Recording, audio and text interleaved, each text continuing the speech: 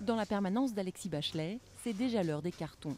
Avec 6% des suffrages, il est arrivé 4e de sa circonscription.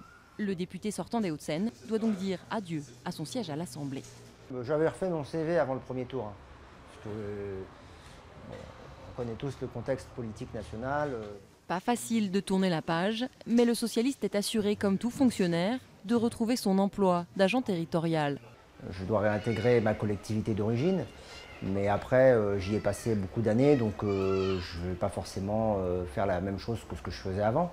Pour les 20% de députés fonctionnaires, pas de difficultés majeures donc. Mais au siège du PS, beaucoup s'attendent à un retour à la vie professionnelle plus compliqué.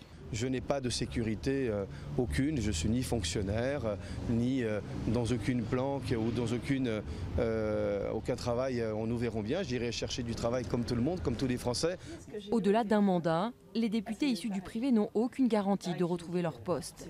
Alors Pascale Boitard, ancienne cadre du privé et candidate PS battue dans la Somme, cherche un nouveau projet. J'ai besoin d'écrire un peu ce que j'ai vécu peut-être pendant ces 5 ans, non pas pour se plaindre, mais pour expliquer certaines choses qui ne l'ont jamais été pendant ce quinquennat. En tout, 120 députés ont été éliminés au premier tour. Sans activité professionnelle retrouvée, ils pourront bénéficier pendant 3 ans d'une allocation chômage de 5 600 € brut, dégressive tous les 6 mois.